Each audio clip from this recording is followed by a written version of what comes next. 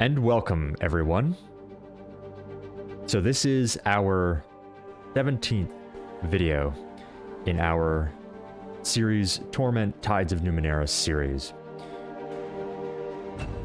So, last we left off, we had returned to the Buried Crossroads. This kind of secret sanctuary for the Changing God that the Changing God had either created or taken over that is under Saga's Cliffs. We explored everything down here to the best of our abilities. We use these mirrors. It allows us to go to the Labyrinth, which is that imaginary mind space that we have, so we can travel there without having to make use of tranquility in Caravanserai.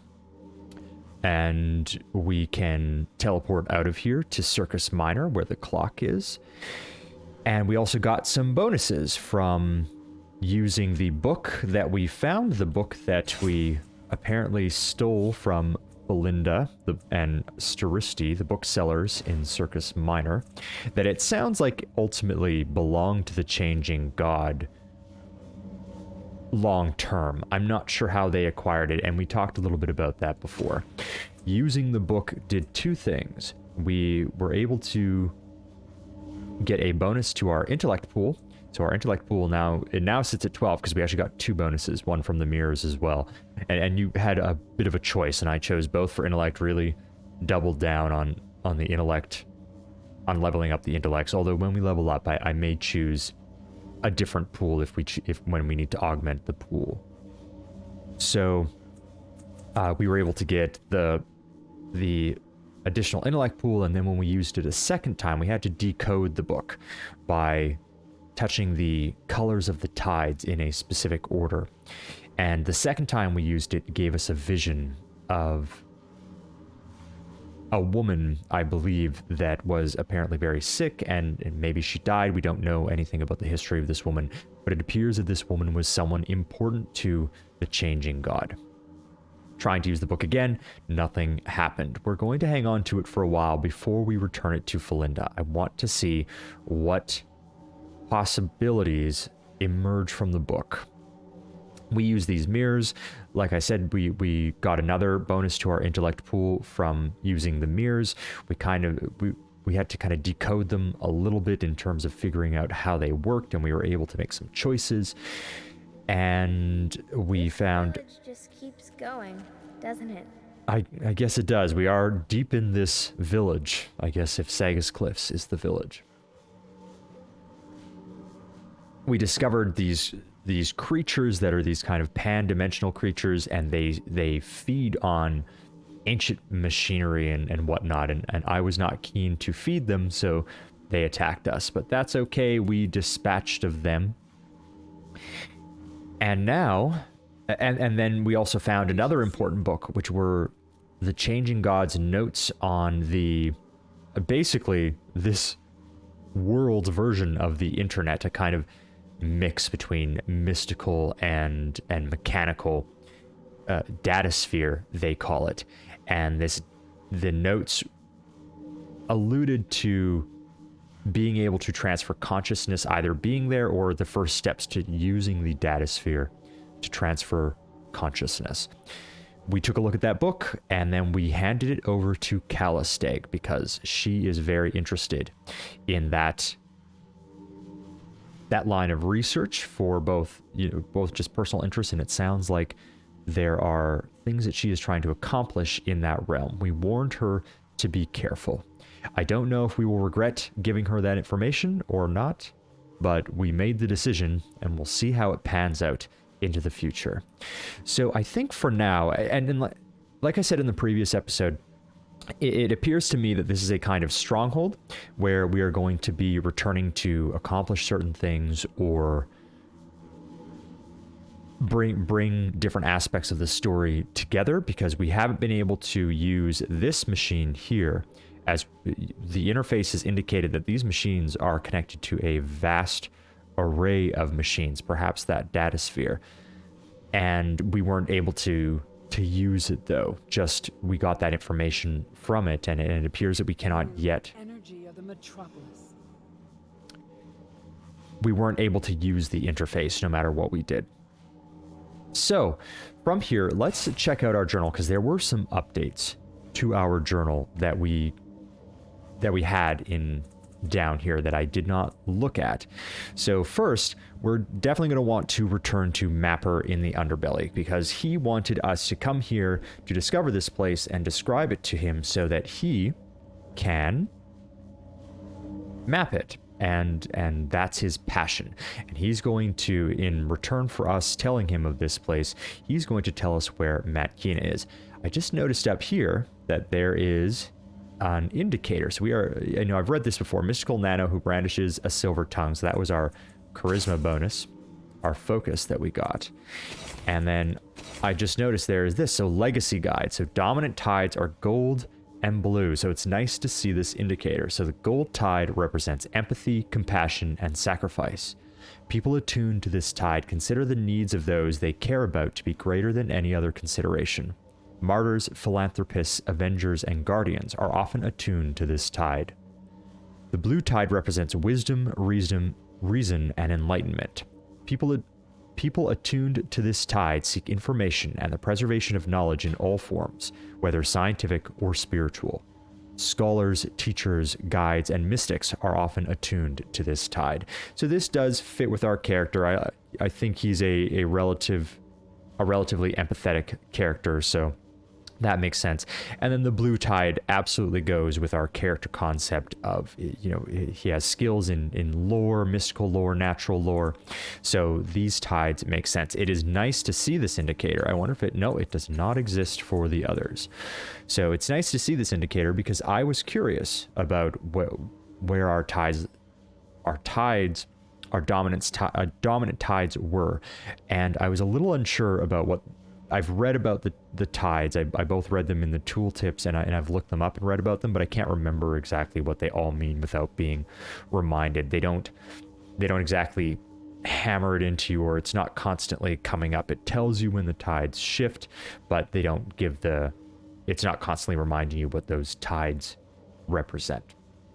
But I'll remember these. So empathy, compassion, sacrifice, wisdom, reason, and enlightenment. So let's go back to our journal. So we had borrowed and lost. So we're going to see what it says here. Find the book Felinda claims I borrowed. We've already read this before. So I found the missing book in the Changing Gods Sanctuary. It's called the Tome of Singing Thorns, though it doesn't appear to be an ordinary book. Felinda should still be at her soul in Circus Minor when I'm ready to return the book. That's right. So it even hints at it here. When I'm ready to return the book, I'm going to hang on to it for a while, for sure. Circles in red. A murder is loose in the underbelly. So this is related to our quest to find Matkina. A murderer is loose in the underbelly, the poorest and foulest ward in Sagas Cliffs. People are likely to die if we don't find them. Folsom asked me to bring him any information I can find, but he didn't provide much in the way of leads. He suspects Matkina.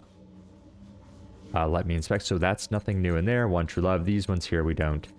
Servant of the Tides. I freed something from the mirrors. This happened here in the Buried Crossroads. I freed something from the mirrors of the Buried Crossroads. Now it seems to be calling to me from inside my own mind. Search the labyrinth for the creature that escaped from the Changing Gods mirrors. I'm glad we checked this. I did not realize that it went into the labyrinth, so we'll do that right away. The shapeless creature in the mirrors has somehow found its way into my mind. I don't know what it wants or if it is a threat to me. Okay, great. And then the airship thief, which we are just hoping to come across, that airship thief. I believe our blonde glowing friend. So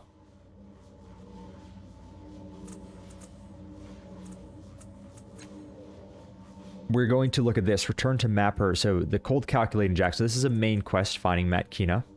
So having discovered and actually stood in the Changing Gods Sanctuary, I can now tell Mapper what I found. So we will do that. See if there's anything new here. When I ask what an alternative means to reach the Stitcha layer. Okay, so this here is still saying there's new stuff, but found my way to the Stitcha layer, the entrance to the... Okay, there's nothing new there. And nothing new there. Okay. So let us focus on this one right now, Servant of the Tide. So we are going to head to the Labyrinth and see if we can find this creature that escaped. So in order to do that, we need to... It says kill ourselves. That's what it does. Use the thin mirror to kill yourself again. So we're going to do that. The familiar, thoroughly unpleasant noose slips around your neck and chokes the life from you. Choking, you collapse, roll onto your back, and die. Can't die.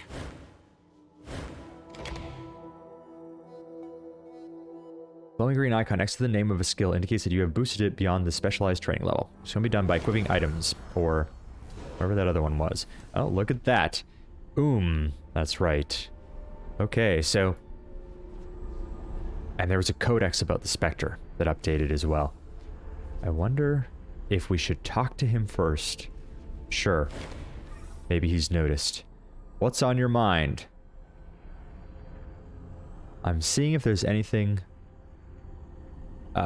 has anything changed? He shrugs, look around, it's your mind. I think I'm ready to go. Thanks, Spectre. So helpful. Okay, great. So let's go ahead. Talk to I'll remember that. This is the creature you freed from the changing god's mirror array. Mirror array. You recognize it as easily as your own breath. Glowing discs twist and fold within the shapeless mass, moving in tandem like eyes. Perhaps that's what they are. They lift, bathing you in their glow, and memory overwhelms you. You are blindfolded. You feel the rough fabric against your eyes and the frame of the lens, this creature's prison in your hands. It shakes, struggling to get free. You feel its terror, its frustration, its sorrow. Your habitual frown deepens. Even now, after everything you've done to it, the thing wants to serve you. You release the lens and push it to the top of the array with your mind. It is of no use to you now, but later, who can say? Then, the memory crumbles. The creature, your mind whispers, stares up at you with eyes like radiant unfurling flowers. Well, we got a little noise there. It's a little that it made, says, through some hidden mouth. It is a thick, wet sound, but somehow not unfriendly. You traded one prison for another. That isn't fair. How did you end up in my head? Beautiful little thing, aren't you? I'll find a way to free you. This is my mind and I want you out. So how did you end up in my head? Let's ask it some questions first. Brooke, it's as it says, explains, or appears to explain. Our blue tide raised. It isn't quite clear if you are understanding the intention of those sounds, or making potentially dangerous assumptions. Eyes focus on you, folding and unfolding. You hear a curious sound in the hidden reaches of the darkness above. The rasp of turning pages. Memories flash through your mind, tinged with your insatiable curiosity. Wide eyes momentarily flicker blue. The sound dies away. Stares up at you, waiting. What was that sound I heard when you looked at me? Why did your eyes change color? What kind of creature are you anyway? You aren't a reflection, are you? Can you leave my mind with me? Hey, what was that sound I heard? Says something that we can't understand. So explains, extending a slender tendril towards your ankle. Leaves tumbled down, too many to count. I'll let him touch me. Let it touch me. The tendril coils around your ankle, cool and dry. Nothing else happens. Apparently, just wanted to give you a hug. We'll see. Eventually withdraws the tendril, taps your foot, and absorbs the delicate limb back into its body with a quiet porp. What kind of creature are you, anyway? For a while, doesn't say anything at all. It merely looks at you. Just when you think it isn't going to respond at all, a bubble appears at the center of its shifting body, then divides into two. They merge again, split, and become three. They merge, become four. Merge, and five. Soft light wells from within each of the bubbles until they are the colors of the tides. Without warning, the bubbles launch into a whirling, spinning dance, moving too fast to track. As you watch, their glowing lines become a perfect circle, a column, a shape that hurts your eyes, a vortex. Abruptly, the five bubbles pop, and the only light in Oom's body are its luminous eyes watching you. Makes a noise, it says, and falls silent. So it can spin around, becomes 5, which is, I believe, the number of tides. And so it obviously appears to be related to the tides. Sounds like it. So, you aren't a reflection, are you? Can you leave my mind with me? Can't you tell me anything else about what you are?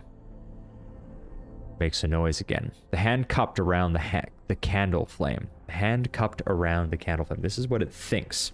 Interesting. You aren't a reflection, are you? Can you leave my mind with me?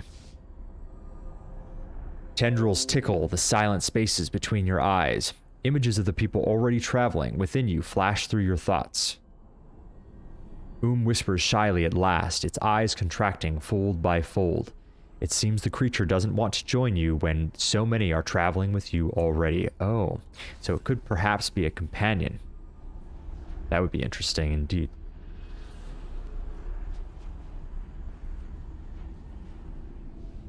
Let's talk to it again. So, okay. So when we Oom's pale, glowing flower-like eyes widen or unfold as you approach. Do you want to come with me?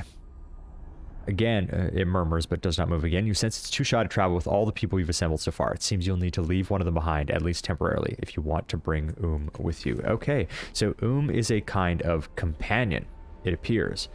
We won't bring him with us just yet. But we know about him. All right. Interesting.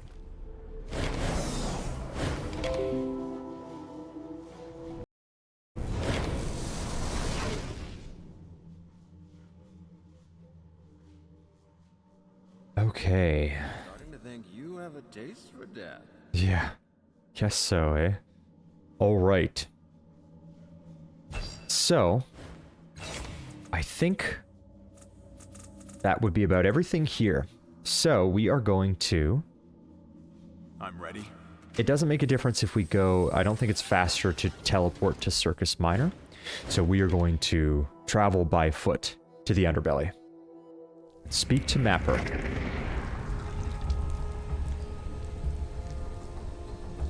I am sure that he will be very pleased that we can tell him all about the Changing Gods Sanctuary. During a crisis, move party members to opposite sides of an enemy to inflict the flanked fettle on them. Yes, flanking tactics are great to use. Although we haven't had that much combat, to be fair. Alright. Speak to Mapper. Have you found it yet? Did you see it with new eyes? I discovered the location of Changing God's Sanctuary. Tell me what you do. Tell me about the tattoos. Okay, we're just gonna jump right into it. I discovered the location of the Changing God's Sanctuary. He leans forward and the blue eye begins to gleam more brightly. Tell me about it, he whispers. As you speak, Mapper stares at the exposed patch of flesh on his arm. New lines etch into his skin, unfurling themselves across the space. He smiles tightly and shifts in his seat. Yes, he mutters. Yes! He points to one line. Here, in the void beneath the city. What's this in the mural? He looks more closely at his arm and recoils. Ah, gods, it's terrifying even from here. He rubs at his skin as if trying to rid himself of the mural's image. His blue eye looks anywhere but at himself, and he shivers, bone deep. I don't envy you seeing that thing, friend. No, not at all. He slaps his face a bit, bringing some flush to his cheeks, and smiles again. Anyway, I owe you a map, don't I? He takes a big breath and says, The White Death is hiding in a place called the Cave of Last Words. It's an old thieves' bolt hole. They say Sheila herself used it, but they don't say where it is. He smiles. Persistence pays, though. That's always been my watchword. Making a note. I suspect it's maybe that cave that is by where the airships are, maybe. Or was it the airships or where we found the Stitch at? Anyway, there was a cave that I couldn't get to. Maybe it's there. Yeah, there's one way to get to it through Caravanserai, but it's sealed tight, and I never found a way in. But you can get there from the underground. The Stitch know. They dug there. They can dig there again. All right. Great. That is good enough for me. Travel well, my friend, he says. All right. Learning begets doing. Or is it the other way? All right, and the automaton hopefully can take us there. Let's see. We might have to ask Chikekt. So I want you to dig me a tunnel. Take me to the ledge. The cave, so the ledge in Cliff's Edge. Or do we want to go to the Cave of Last Words? I think we'll go to the no, that's different. That was where that machine was, I believe. So the Cave of Last Words.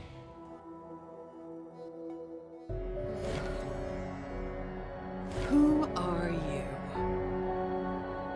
Just like that. There she is. She asks, "Who are you?" This woman's skin is white, the color of alabaster or fresh ivory. Flat, black eyes surrounded by sharply pointed features stare coldly at you. She wears jet black hair cut straight at the shoulders. Her clothes are functional and drab. Her cloak is fastened by a necklace of 5 canisters, each of different shape. She turns a black device over and over in her hands. Presumably the device that Michela was telling us about. Where did you come from? How did you know where to find me? Her startled expression becomes a dark glower. A keen blade flickers through her fingers. You're sure it wasn't there a moment ago. Did I invite him here? No, I wouldn't have done that. Interesting. So that's what she thinks. So she's obviously, probably related to this device that has apparently these addictive-like qualities. She is apparently, if she is thinking this, it indicates to me that she is living in a kind of haze. So we'll see if we can use this to our advantage. She leans in close to you. I wouldn't have thought it possible, but it appears we have found someone even more paranoid than poor Allegaern. That's Callisteg. It's really important to know how I found you. I followed your trail. Mapper told me. I'm not gonna tell her anything about Mapper. Is it really important to know how I found you? I mean, yeah, she would want to know, but I'm gonna try to avoid it anyway. Yes, because I need to know how to stop it from happening again. And if it means cutting some throats, it's no worse than I've done before. Like I'll do to... Wait, no, you're a cast-off. That wouldn't work.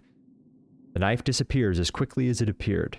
Her hand steals out and picks up that strange device again, almost of its own accord. She glances at your tattoo. How new are you? What were the circumstances of your birth? When did you happen? All right, I was born when I fell from an exploding moon. I was born recently, the Broken Dome. We could lie, say I was born a couple years ago, don't remember the circumstances, is not any of your business. I have questions I want to ask you. So, I'm unsure if I want to tell her. We know she's a cast-off, and we know that we need her help. We don't know if she's involved with the murders in the underbelly, but she probably knows something about them.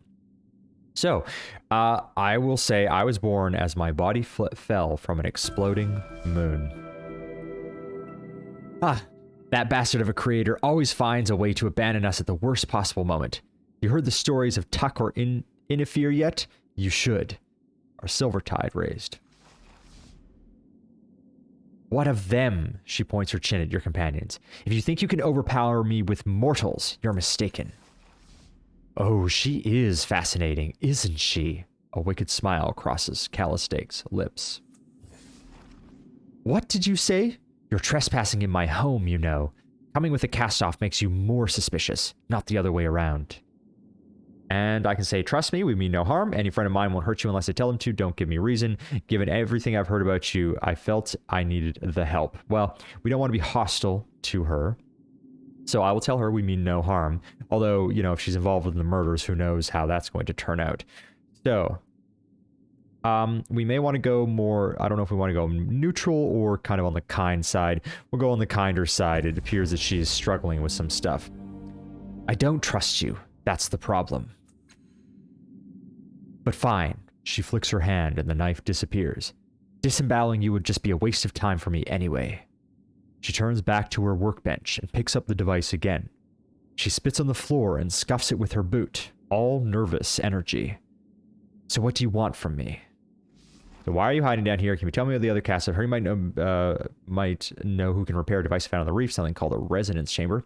Investigating some murders in the underbelly. Someone said they thought it was your work. So I'm going to ask her about the murders first. I'll remember. See what she says. She says, I've killed lots of people. Lots. In the underbelly, though, I don't think so. Do you want someone killed? She pauses. No, wait. I could tell you, but my mind won't let me. I don't remember. If I were whole again. So it sounds like this, if it is stemming from this device, it is having a profound effect on her, both her memory and perhaps her ability to, almost certainly, her ability to make decisions. So why are you hiding down here? I mean, she is an assassin. It makes sense that she would have a hideout. But she apparently was decently, you know, well known and recognized. It's not like she hid in public. The meatmonger told us that she was a regular customer. So, let's see. Why are you hiding down here? Let's see what she says. Why are you hiding down here? I'm not hiding. Her rage is quick, hot, and palpable, and something about it makes her vision dim for a moment. I'm strategizing, planning. Why would someone live voluntarily in a place like this? She gestures around her as her eyes break contact with you. Her emotion leaks from her frame. This is where I stay. It's a bolt hole, always has been. For those who know where to find it. Even Chilla hid here, they say. All right, well. I heard you might know who can repair a device I found in the reef. Something called a resonance chamber. The resonance. A glint of understanding shines in her eyes. Ah, yes. Of course he would have hid it there. A crooked grin plays about the corner of her mouth and then vanishes. I know who can help you. Or did. She shakes her head. It slips away. My mind has holes in it. One of our brothers took a rusty scalpel to my thoughts, my memories. I can't. She trails off. She catches a hold of the table, and it seems to anchor her. Her eyes harden. I'll remember that. No, you must do something for me. She caresses the black and jagged device, knobbed and protruding with antenna. A sigil reminiscent of your tattoo is emblazoned on it. This is Tash's Mircaster. Tash's Mircaster. I want you to enter his mirror. Maybe it's mare. Okay. This is Tash's Mircaster. I want you to enter his mare and find out what you can about the jock. I'm convinced that's the key. So perhaps this is just giving me an alternative idea about what's going on. She said that one of our brethren, so another cast-off, created holes in her mind, and that's kind of a metaphor for she can't remember things clearly. She has trouble remembering things, and it's interfering with other thought process. It might be that this object is a way for her to have some kind of stability. So, or that it could be a simultaneous, she depends on it, but it also hurts her at the same time. So it's interesting either way. So we're going to ask, what's a Mircaster? Huh. Am I really the first one to say the word to you? Oh, you're in for a surprise, dear brother. Every cast-off has one, just like every cast-off has this. She taps the tattoo on your head. No one knows what they're for. Adiris used to think they were a byproduct of the transfer process, just like us. She seems lost in thought for a moment. Then she shakes her head. Wherever they come from, they can be used like a kind of temporal viewer. You relive an event in the life of the cast-off whose Mircaster it is. That event is called a mirror. Mare or mirror, not sure. So, can a mare caster be used to spy on other cast-offs? Why can't you enter the mare? What is a jack? Let's see what those are. You don't know. I thought it was a common instrument. No, it might not be so much anymore. You're one of the curses of a long life. She laughs raggedly. Fashions come and go, but before you even know they exist.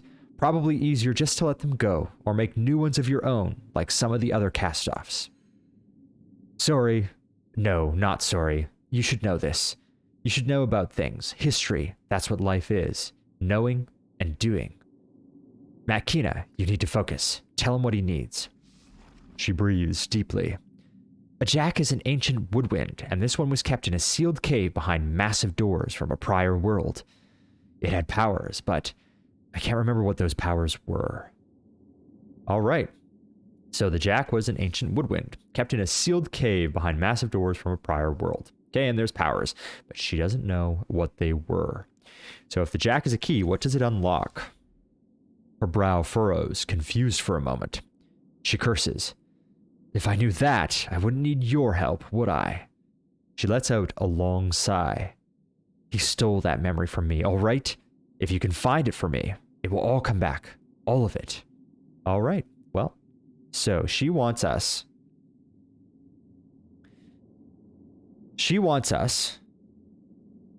You're in for a surprise. So a mare caster. So the mare caster is, you think they're a byproduct of the transfer. That's the mare caster. Whatever they came from, they can be used like a kind of temporal viewer. So these are the mare casters. You relive the event of the life. An event of the life of the caster, who's mare caster. The event is called a mare. And then the jack. And because she asked us to do something. So let's just double check what it was. I know who can help you, or did. You must do something for me. This is Tash's mare caster. So maybe Tash is the other cast-off that stole her memories. I want you to enter his mare and find out what you can about the jack. I'm convinced that's the key. So it sounds like we're going to use the mare caster. So can a mare caster be used to spy on other cast-offs? It's a little different. It doesn't seem to be the case that they can spy. Not spy, more like seeing pictures of their past.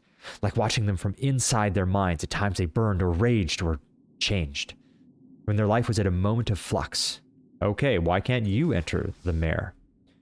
Don't you think I've tried? She snarls with sudden rage, her knife a handspan from your neck. Do you think I would waste my time with a newborn, a thief who steals into my home, if there were any chance I could do this myself? Her shoulders heave up and down with each angry breath. I try and my mind fills with static. Like I'm talking to a Murden, only it slashes and stabs and burns me, and I can't. It will only make things worse. Maybe it has already. She blinks then, confused. Why am I angry? Did you... She straightens, flipping the knife back into her cloak. No, it'll be all right. Just find the damn jack, and I'll tell you whatever you need to know. Okay, so her very quick short-term memory loss that she has. So she was angry with us because we asked her why doesn't she go in. She's like, well, that's a silly question. And then, but she does remember this. She has a kind of permanent memory of find the jack, and that will help her apparently with her memories. And it sounds like it will be an interesting journey. So how do I enter a mare? An almost palpable hunger fills her eyes, a yearning. Hold the mare caster. You'll feel the tug immediately. Don't resist. Empty your mind and let the tides pull you into the mare caster. She collects herself. Then just watch him. Watch for the jack. When you see what he's done with it, pull your mind away from Tash's and tell me what you saw. Oh, and don't try to change anything, she says, almost as an afterthought. Why shouldn't I try to change anything in the mare? What did you mean by that? Nothing serious, she says, as though speaking to an overly concerned child. She laughs suddenly. It's not like you can change the past, but I need you to learn a specific piece of information. If you change something, then you might go the wrong way. All right.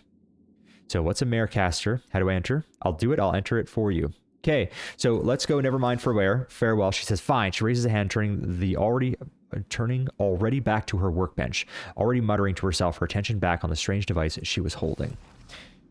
Tash, you scum, what did you hide from me? Okay. Hole. Oh, I must have accidentally clicked on something. A hole in the corner is large, about 2 meters across. It was clearly carved, but not by human hands. It leads into a dark tunnel. You know it was dug by the Stitcha, and it leads to the underbelly. Okay, so we are not going. We're going to remain in the cave of last words. I clicked on the tunnel. We're going to see if there's anything here. So there's stuff that we can loot, although she is standing right there. Matkina is standing right there. Let's take a look at the map. It's not very large. I believe this will take us... Well, I'm not sure where it'll take us. Not sure. We can explore down a little bit. It is done. I wonder if this is just... It is. So this is the cave opening to Caravanserai. And then... Gladly. Over here, let's take a look here.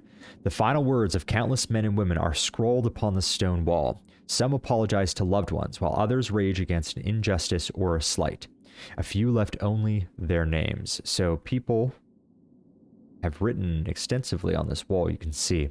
It says, final words of countless men and women. Interesting. So final words. I wonder why they're final words down here. What is the cave called again? Cave of Last Words. There you go. More here, it appears. Writings on the wall. A tunnel once led in this direction, but the ceiling has collapsed. Okay. Over here? The clay containers smell of cheap wine and spoiled food. A dirty wash basin sits atop a barrel of stagnant water. So I wonder if it's collecting water or if it is just the substitute for drinking water here. Although, you know, presumably you can get out. Here, we can interact with that. I assume we can leave that way. I wonder where it does it say? Ladder to Caravanserai and cave opening. So there's 2 exits, it appears. And then this is where the Stitcha brought us. And there are things we can loot. I don't know if she'll be angry if we just take stuff from here. Let's see what's in there. I mean, okay, I'm just going to take it. See if she gets upset about it. Wrist, lad. Oh. Not that the little ingrate appreciated it. Of course. Let's continue on. I don't want to talk to him right now. We have business to take care of. Need to move. Check what is in this barrel. She doesn't seem to mind. Ooh, look at this. It is a father teller. It's an oddity. We can't use it. This small polished disc looks like a handheld mirror, but anyone who looks into it sees an image of their father or their species equivalent looking back at them, mirroring their every move. When you hold it, though, all you see is your own face. That's interesting. That is interesting. Let's give some of these oddities to Callistag, because I can't hold on to all of them. She can have the antagonist. Why not? The weapon can go to Tybir. This book was, the description of the abhumans. We'll keep... Well, I'll give some of these to Rin. I'll give these to Rin. And then this can go to Callistag as well. So she can hold on to the oddities largely for now. And then the only thing that worries me is when they leave the party, they take everything with them. Okay. Is there anything that we need to do? Okay, Tybir is pretty low on health, so I don't know. He doesn't have any of his intellect pool left. Everyone else is pretty full. I don't know. And he's pretty low on health. We could just use potions on him. That is true. What does she have? So, speed. This is the intellect healing. And it's going to heal 3. He didn't have very many. So, I just want to have it on him. I mean, ours is... So, this is 8 points of health. We only have... Really? We only have 1? Yeah, I used 1 on myself, didn't I? I feel as though... Because we could go rest. It is quite expensive to rest. How much rest? How much money do we have? Anyway, 210 Shin. We could probably sell some of these oddities. I don't know if it's worth keeping them or not. I don't know if they ever have any value in the world other than simply to sell them. Probably not for most of them. Most of them are probably intended to be sold. Okay, well, we're gonna go ahead and better safe than sorry. If you are. And I don't want to rest just yet. We will, because it's not great to use these in. It's better to use them before combat, in terms of if you're. I hear and I go. The idea of using them. That's the stuff. Because in combat, it uses an action. Now, we kind of have... It's kind of a free... Having Rin means that we essentially have free healing actions, which is nice. But at the same time, she has to get up close. These aren't ranged heals. Ready if you are. And we'll see what we gather in the future that might give us further options for healing. Let's see if we have any more kind of potions sitting around. No, we do not. But you're better off using them before combat anyway, because if you get hit with something, someone gets an initiative that's higher than yours, well, you're just gonna... Tybur could have died right off the bat in the start of a combat if someone beat his initiative. And on top of that, then you're using an action to heal in combat, whether you're healing yourself or healing someone else, although that is kind of alleviated by having a dedicated healer like Rin who can't perform other actions. So there isn't as much of an opportunity cost to having Rin here heal, but there's still risks to it. So we might as well heal before potential combats. And I don't really want to go and rest. So, because it's not really worth it. I feel we need to deplete these more, and then we'll go from there. Because even though, I have 12, I could heal up my If you are. intellect pool, but 7 is still quite a bit. So we'll go ahead. And we don't know if there's going to be combat in here. There might just be challenges. And if that's the case, then it's quite easy to heal ourselves up. So, Matkina, she's pacing the room, staring into space and muttering down at the little machine she holds in her hands. It takes her a moment to focus on you, but even before she does, her weapons are ready, at the speed of instinct. Why are you here? She catches herself. Did you change your mind about the mare? What did you want? What do you want? All right. I want to talk to you about the mare again. I'll do it. I'll enter the mare for you. Okay, she plucks Tash's marecaster from the table. She looks at it, at you, and back at the device. She licks her lips as if weighing her options, and then, before she can hesitate any more, slaps it into your hands. It's surprisingly heavy. Do it, she says, her voice heavy. Find the jack. Bring me my answers. You focus on the device, and you feel something tugging at your mind.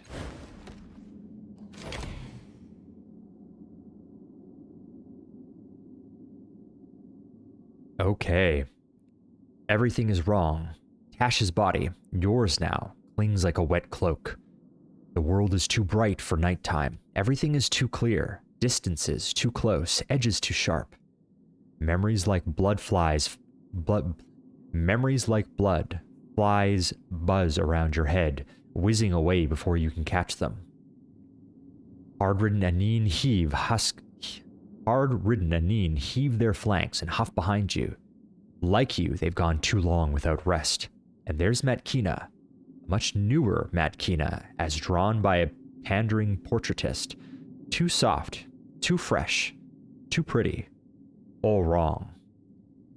On the waste, you see the light of campfires, and in the humble village before you, a bigger, brighter fire burns. Okay, so these are our pools here. So this is interesting. We're not in the normal isometric space that we play the game in. So this might be kind of in the vein of some games will use this mechanic of presenting you with text, and you make choices, and it takes you down a path where there's branching paths. So let's see if that's what it does here. So, and it's showing us our pools. I kind of regret not refilling my intellect pool, but 7 is still pretty high. So continue. It's a pyre. Inside, a body that's too large burns too slowly. Greasy coils of smoke rise into the night. Villagers circle the bonfire, wailing and shaking. The headman's rough voice continues the ritual. From exile, you are released. Among the mourners, some echo, you are released. He throws a handful of powder into the fire. metal salts perhaps, and a spray of shining embers rise into the night. Mostly gold, some green, and some purple. From wrath you are released, they echo him. As the embers float out towards the plains and fade among the stars and campfires, you hear Matkina whisper reverently, you are released. So we can speak. She told us, so it's, the descriptions are interesting, where this memory is very vivid, and so it clearly is a memory. She's younger in this, Matkina is younger in this memory, but also idealized. So Tash, maybe there was some sort of relationship between Tash and Matkina. Typically when you think of people's memories and they idolize or idealize someone, then his memory of her is too perfect. So that indicates to me that there is some kind of probably romantic relationship between Matkina and Tash in the past that sounds like didn't go so well, but we don't know. So maybe we'll find out. She did say not to change anything, because then we might go down the wrong path. Matkina, listen to me. We need to find the Jack and protect your memories. Try to remember who you are and why you're here. Perception, stare at the distant campfires and try to see what they are. What's going on here? Wait until the ritual is finished and barge into the ritual. So we want to, if we're going to follow her instructions, and I think that's wise, I want to not change anything because we could go down the wrong path. Now that could still lead to an interesting outcome, but we are trying to help Matkina. It does seem like she is suffering greatly in this circumstance and is also potentially dangerous in her current state. So let's see what we can do. I don't know if I want to use my perception skill to stare at the distant campfires and try to see what they are. I don't want to ask her anything because that could change things, or try to remember. It's between these two, 2 and 3. Because we have the perception skill, I'm going to use it because it's going to be a little different. It's something additional that we wouldn't have if we didn't have this skill. So I'm going to go ahead and use that. Okay, well, luckily we have this edge, so I can get a 90%. I'm not going to expend a resource. 90% is pretty high. Okay, that intellect edge helping a lot here. And we're full on the other one. So, and we have, the intellect edge is really helpful for us. Okay, so success. Looking at these fires off in the distance. You squint your unnatural eyes and focus until the pyre, the village, everything else fades away. At last, the blurry campfires resolve into something crisper, and you can see the faint shadows of men around them, men in long coats and broad hats, painstakingly cleaning their jezzails and daggers. Jezzails. There are perhaps 100 of them. Matkina sees you staring and grunts. Sand Knights. From her tone, it's obvious that they're no friends of hers or yours. Okay, try to remember who you are and why you're here. The memories buzz, and in the sound are flickers of meaning. This body is you are Tash. You're a soldier under the command of someone named Paj Reckon. You're a cast-off who can use the tides to destroy memories. You were sent here for something, an object, but exactly what, you can't recall. There's something more to it, something insistent, important, and endlessly elusive. No matter how hard you try, it becomes no clearer. All right, so we need to find the Jack and protect your memories. What's going on here, Matkina? So I will say, what's going on here, Matkina? Matkina answers without looking your way. Her eyes are locked on the fire and the flesh inside of it. So she didn't want us to change things, and I don't know if asking this question will change anything. But she did say minor things don't matter. You can't change, you can't change the past, but she didn't want us to go down the wrong path. So that's the danger of changing things in this world. Not that it will have any effects in terms of changing the past, just that we may not find what we're looking for. But nevertheless, even if we do it, we may find something else. So, Matkina answers without looking your way. Her eyes are locked on the fire and the flesh inside of it. It's what they do when one of the hill people dies. Never a burial, always upward. Plains people like me, we can always bring kindling and weep, but we're forbidden to join the chant. After a pause, she adds, I've never got used to the smell of it.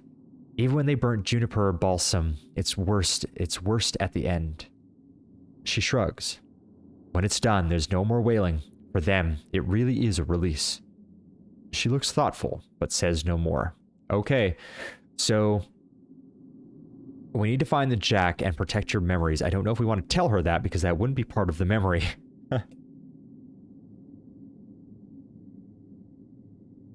Or we could just wait till the ritual is finished. So, I don't think that they would have barged into it, because we are not allowed to, we are forbidden to join the chant, Plains people.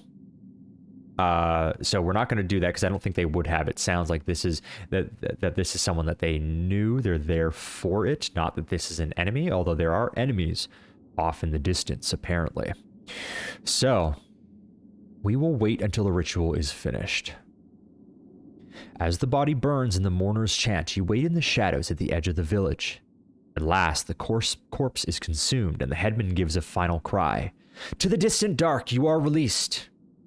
The villagers echo him, then drift away, leaving him alone beside the smoldering pyre. Matkina, with a hiss and a gesture, leads you over. He sniffs the air and the sound of your approach, and with a broad smile calls out, Kina! His eyes are large, milky marbles. He puts hands on her shoulders. You return in unpleasant times. She touches his cheek. I return because times are unpleasant, Neng. Without another word, the three of you leave from the fire and enter Neng's dark hut. Alright, so we get a better image here. I assume this is Neng here. Neng's home is humble and small, hardly furnished, and wholly undecorated. On entering, he lowers his weary bulk onto a hassock and gestures towards similar cushions for you and Matkina, then begins without preamble. They hung him from a tree, old Garib, took their daggers to him, called it pruning. Blind to others' expressions, he has become oblivious to his own, and wears his pain and anger nakedly. With a grunt, he continues, they sent him home by skimmer, along with the compact they'd made to the Plains people. He waves at the crumpled sheet of paper on the floor. Tick read it to me. They promised to put an end to our menace, Kina. He shakes his head. Why? They've always paid the blood price for whatever harm they've done. We've always paid the blood price for whatever harm we've done. You know that. They know that. Yes, Matkina says softly, but the Sand Knights won't take shins. You know that. He grunts. The militia's here to help, Neng. You are who we stand for, the small threatened, the hunted. That's who we are too. She takes his hand. Come away. If you tell the knights you're going, they won't force a fight. They have bigger battles ahead of them, believe me. This is our place, Kina. Paj reckon will give you a home. Trust me. Neng is silent. What happened to your eyes? Read the crumpled note. So this conversation, there's, you know, these knights are... it sounds like they are oppressing them. So they murdered this man.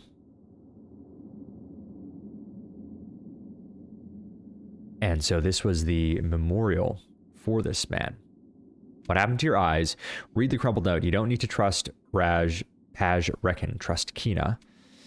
Intimidation, which we won't do. Forget about trusting and think about death. When the Sand Knights are done, there won't be a villager left. It's true, they probably would just kill them all. Persuasion, the world is full of places, Neng. This hill of yours is nothing special. So, I'm going to read the crumpled note. So, Paj reckon will give you a home. Trust her. I don't want to ask what happened to his eyes, because it's unlikely that Tash would have asked that. You don't need to trust Paj reckon. Trust Kina. Let's read the crumpled note. You unfold the compact sent by the Sand Knights. The writing is neat, plain, small, and seems to go on in tightly stacked lines. In essence, it is a vow to safeguard the villages and towns of the Verxulian waste from the menace in Colne village. The knights promise that they will undertake steps to assure that the killers in Colne village never harm anyone again.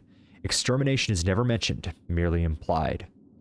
Beneath the Knight Marshal's chop are signatures from various burghers, mayors, and elders of towns and villages on the waste. The knights ask nothing in return from them. The signatures vow nothing. They merely endorse, justifying whatever the knights undertake. Okay, so it's interesting. They seem to think that this village are murderers or, you know, the killers in Colne Village. We don't know how true that is. These are common tactics in history to kill people that you know, groups of people that you want to kill. So we are going to use the intimidation, and I don't particularly like the persuasion. I don't know if, once again, we aren't ourselves. We're Tash. So we won't ask about what happened to his eyes. I'm going to say nothing, actually. I don't know if Tash said anything, but I'm going to say nothing. Oh. Well, there we go. Matkina glances at you in frustration, clearly expecting you to help her make the pitch. Listen to me, Nang.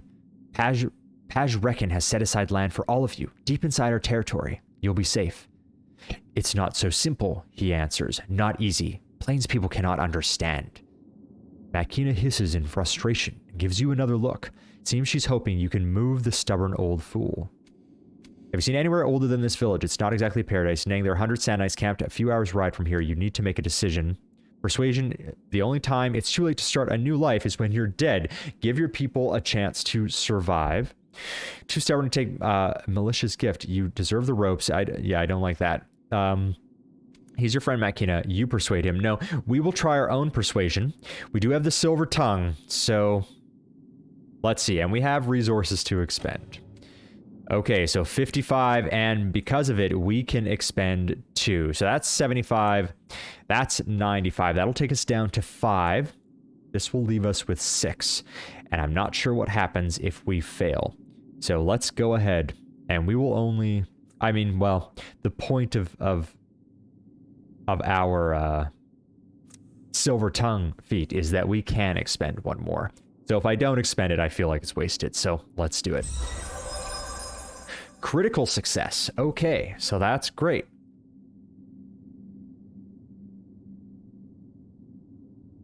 So the stat pools, when we get a critical success, the stat pools spent on the effort are restored. So we actually stay at 7.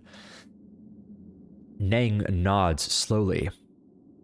You're right, of course. But even if you've got the manners of a Marger Marauder,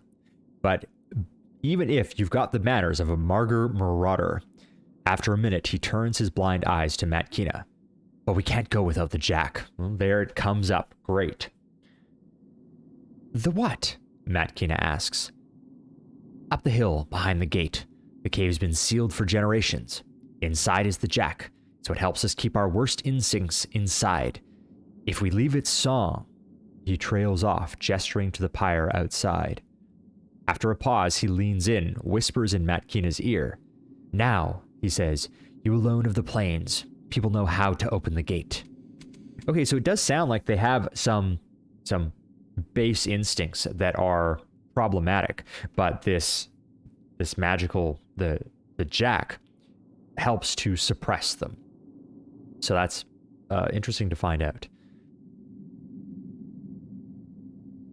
You work your way up the terraced hillside, leaving Nang to make his case to his people. In the distance, you see that the Sand Knights are on the move, riding hard toward Colne Village. Nang will need to make his case to them, too. When you arrive at the cave and its huge, ancient gateway, Matkina shakes her head. For years I wondered about this, she says. The Hill people tell a fable that the first men and women came out of here. They said the gate would only open when it was time for people to disappear. She shrugs. One way to keep the kids from poking around it and disturbing the jack, I guess. Something she said stirs your mind, and your memories jingle like a wind chime.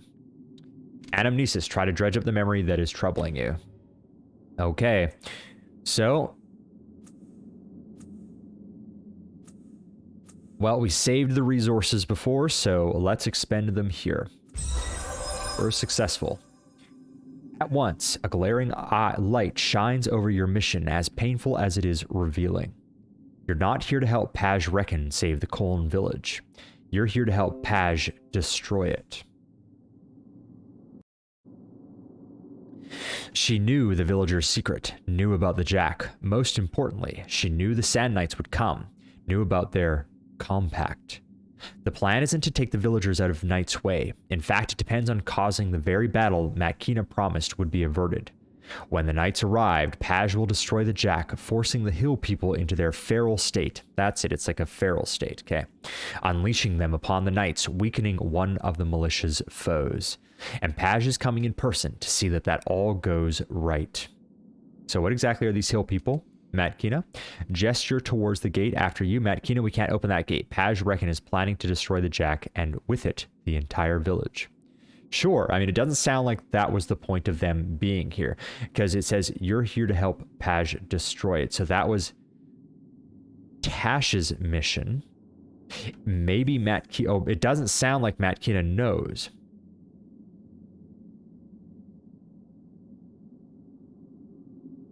And that would change things, but the purpose is to find the Jack.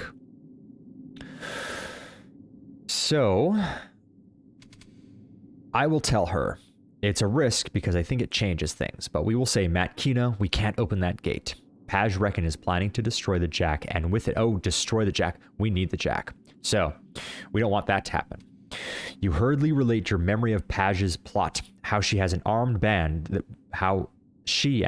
band will be waiting to take the Jack and destroy it in order to unleash the Teratomorphs upon the Sand Knives in a living trap. At a certain level, the betrayal is so audacious, the plot so callous that it is unbelievable. And at first, Matkina is incredulous. But then her face hardens. Something's changed in you, Tash. For the better. You care. She takes your hand. Thank you. Then she scans the horizon for Paj, and so do you, but there's no sign of her. We need to get away as far as we can, she says decisively. Draw Paj off. Buy Neng time to negotiate with the Sand Knights and keep them from the Jack. All right, here we are. So, I wonder what this is.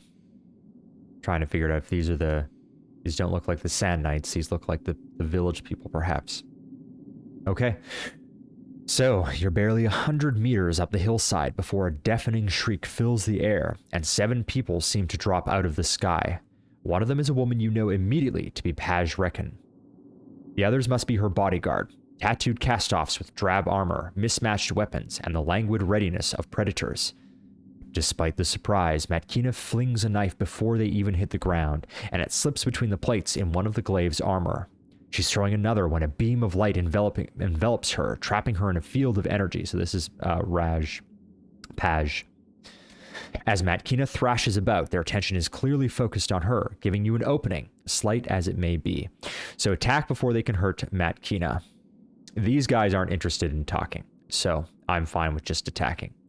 You rush forward knowing that you only have an instant until the killer's eyes and arms are turned on you. The instant is shorter than you expect, and it's the last you know. Pain engulfs you. Your body is flung backward into the gate, a smoldering ruin that has just enough consciousness to know that this is the end. And then it's over, and you're sloughing off Tash's body, Tash's mind, and all is dark. I'm ready to learn something new. So that's interesting.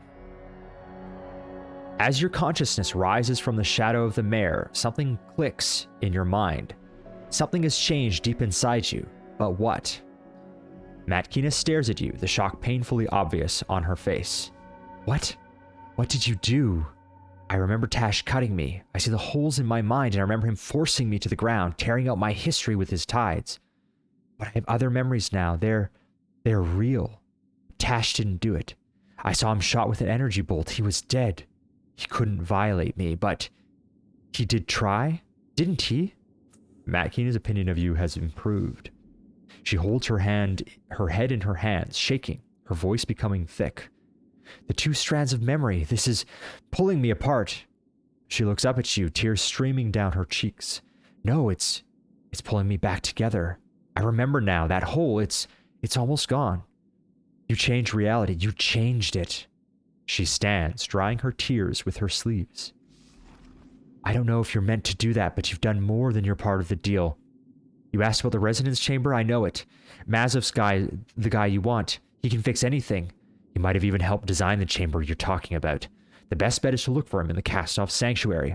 Miel Avest. Cast-off sanctuary. Miel, maybe, perhaps, Avest. There's a cast-off sanctuary. Great, where can I find it, Miel? And can you take me there? Okay.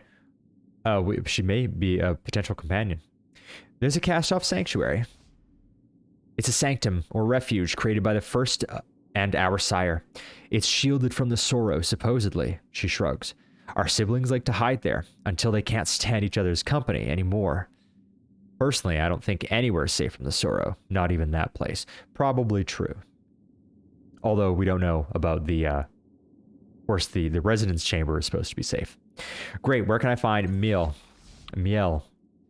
Word of caution, they won't believe you in Miel Avest. They'll treat you like they treat every new cast-off, as a pawn in their games with each other.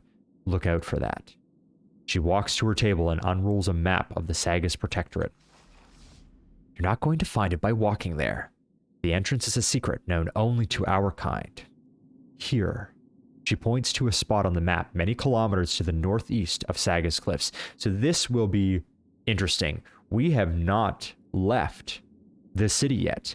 We have only been in and under the city. The closest is the where the resonance chamber is in the Reef of Fallen Worlds. That's the furthest outside of the city that we've gotten. So it will be refreshing to finally get out of the city. So looking forward to that. So there is a secret entrance that we can find that she points to a spot on the map many kilometers, define many here, is it 20, 50, 150, who knows, to the northeast of Sagas Cliffs, the Valley of Dead Heroes. We have heard of that place before.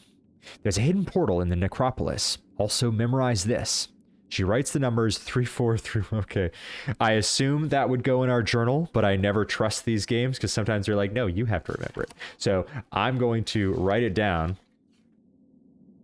myself because I won't remember it if I don't write it down. That's for sure. 3431. 3431. That's Matkina code. Okay, great. So, Valley of Dead Heroes. There's a hidden portal in the necropolis. Also memorizes. She writes the numbers 3431 down on a slip of paper, holds it in front of your eyes for several seconds, then crumples it in her hand. It's a code. It'll make you sense when you get to the necropolis. It'll make sense when you get to the necropolis. Okay, so it may not be as simple as just, putting a code into some kind of device, but there's probably something that we have to either arrange or do where these numbers will become relevant, and we'll see when we get there.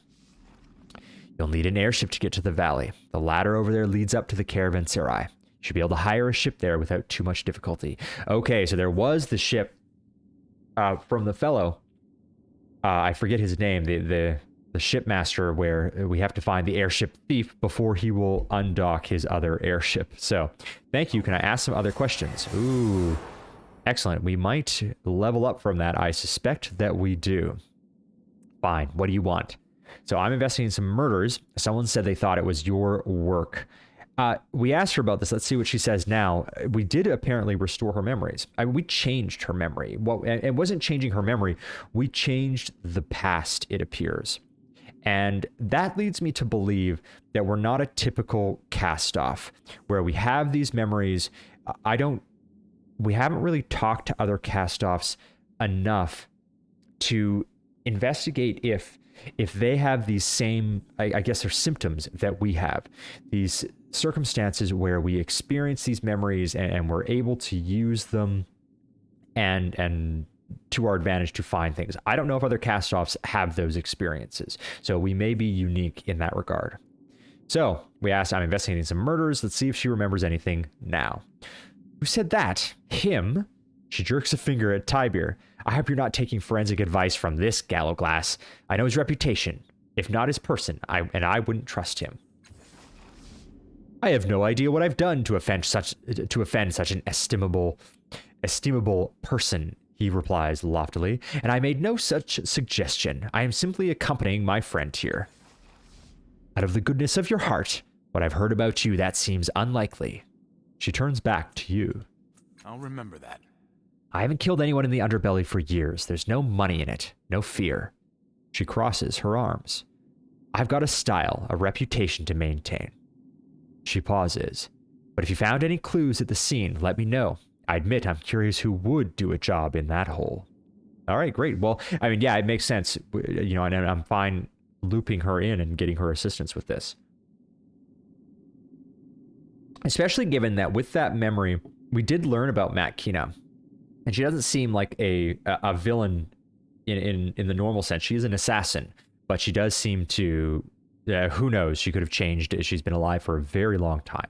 She could have changed over that time, but regardless, she doesn't appear to be, she didn't appear to be a villain in the past.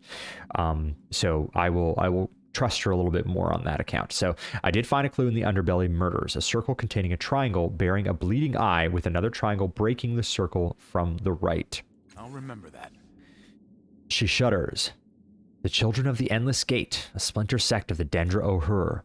Both of them gifts to the world from our beloved Both of them gifts to the world from our beloved siblings. The Dendra are mostly harmless, disgusting as they are, worthless as their creator is. They have a chapel in the underbelly. Go talk to them. All right. What's the story with you? Let's see. When you tell me about this place, would you travel with me? Let's see. She'll probably say no because we can't. Too many with you already. Don't want to join the menagerie. Maybe after you drop them off. So she is another potential companion. Okay. We don't need to hear about the Miel again. How many cast-offs are there anyway? Let's see. She shrugs. Hundreds? Who knows? Supposedly the changing god went to other worlds, bent time and space, slipped through dimensions. He always had his spare bodies with him. There could be thousands, millions for all I know. And we've talked about that before. We don't know how many cast-offs there are. So, all right, I think we'll leave her there. Farewell, Matkina. She tells us good luck. She can join our party. It may be wise. I do find, Callisteg she was with us from the beginning. There is a lot of overlap between me and Callisteg. It might be wise to round out our party a little bit. Tybir is definitely, he's a jack of all trades. She's a jack. Matkina is a jack as well. So we'll have to kind of play it by ear. Allegarin would still be a good choice too. He's more of a fighter type, but I do like Callisteg's abilities. But we'll worry about party reconfigurations later. So for now, we all... Oh, and Rin levels up too. So let's level up, and we will do that right here. So I do just a quick save. And we will start... We'll start with Rin, and we'll end with the cast off, and then we will probably end the video there. Here and I go. All right, so character sheet. So for Rin, she is very low experience, of course. Let's see what it's like leveling up Rin.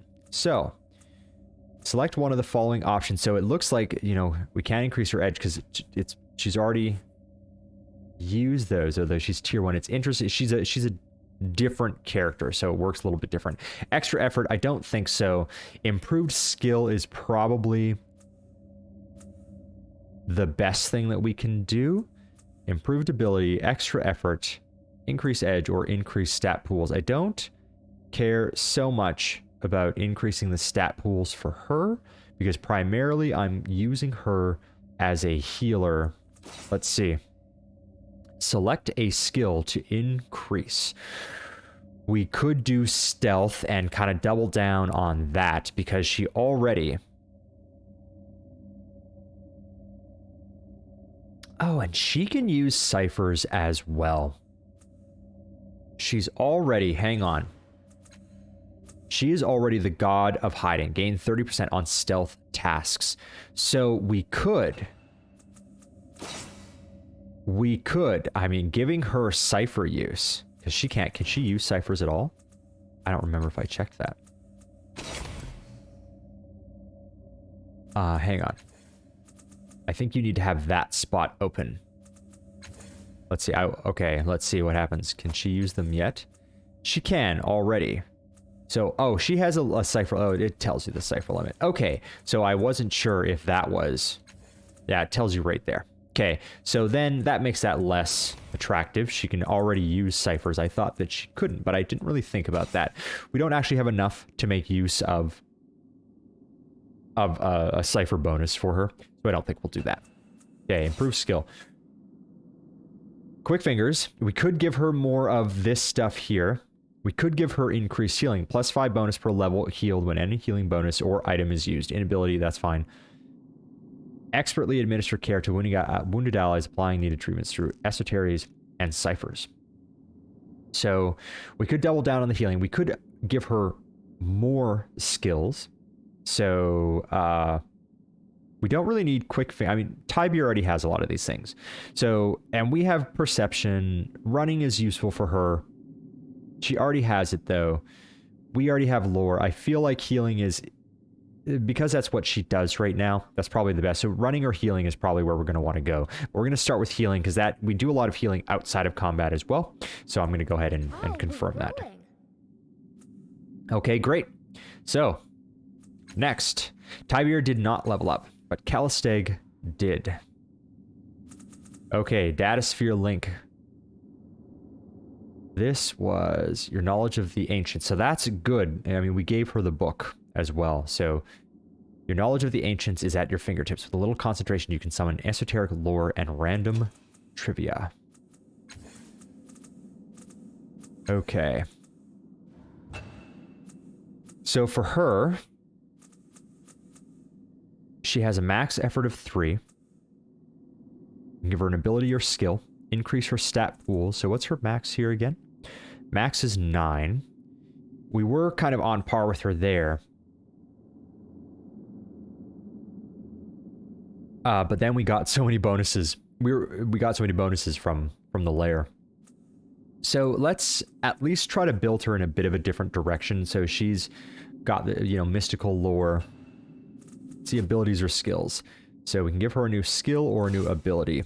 Transdimensional or the entropic field. Confers vulnerable, armor reduction, ability to improve. Improving an ability increases its accuracy.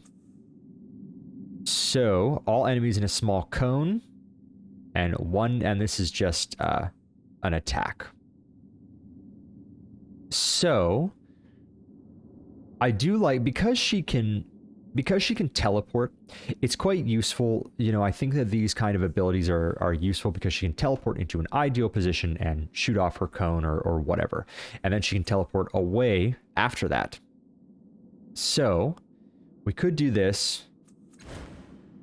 Yeah, I think that we'll go ahead and improve that and try to make use of it in the future. For ourselves, we finally level up, and I believe this takes us to tier 2. So, extra effort. I believe that's all we can do.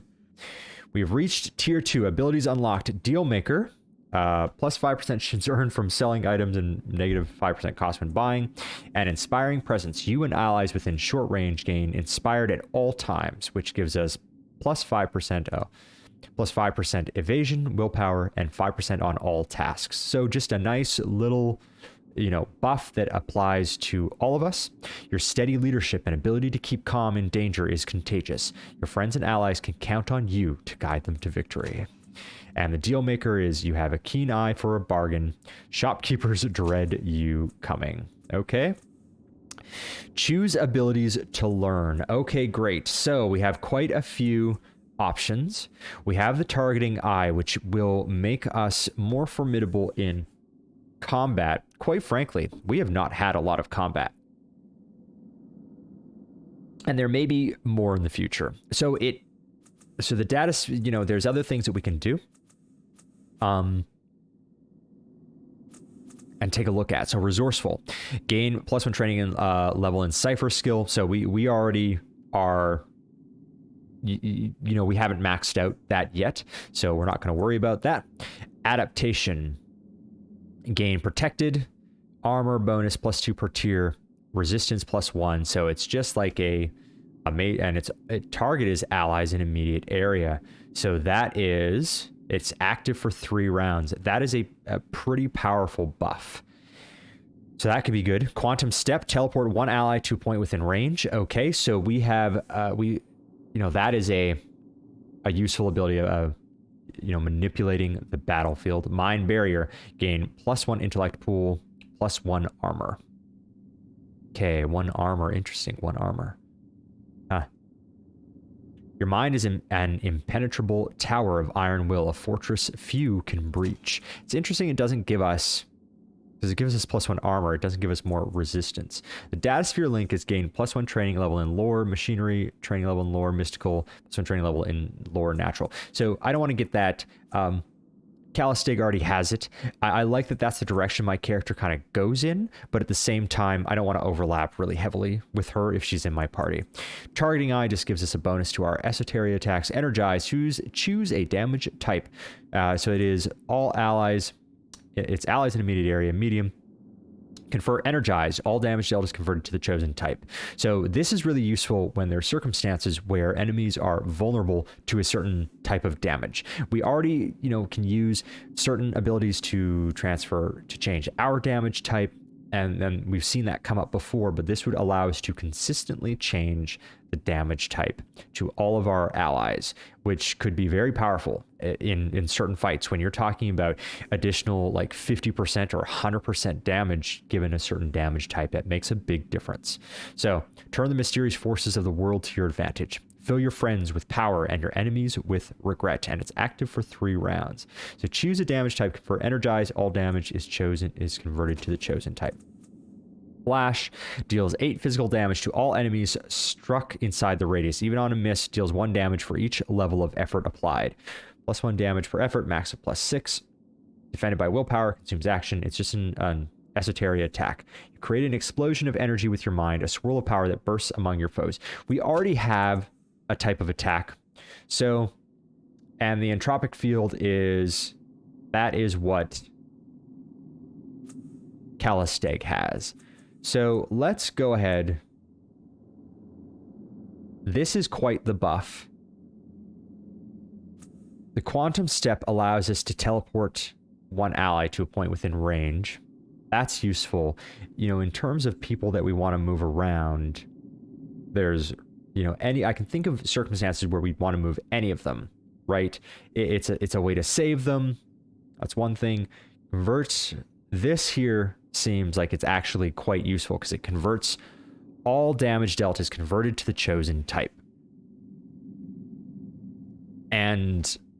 But having Rin, she's not really dealing damage, so it won't really benefit her. I believe Adaptation sounds really good. Gain Protected. It is a mass buff to all of our allies. It is a support type skill. Quantum, it's between these two, I think.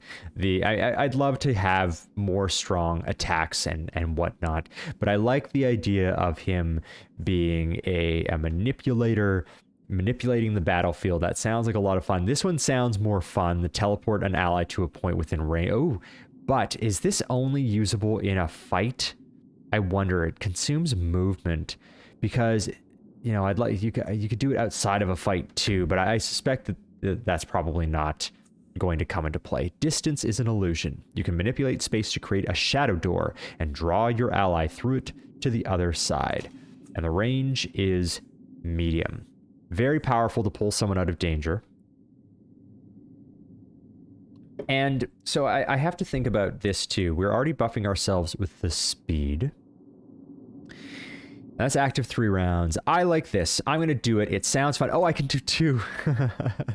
Great. So do we want to go for Targeting Eye? That is a powerful one. It definitely, the 15%, you notice it. You notice it.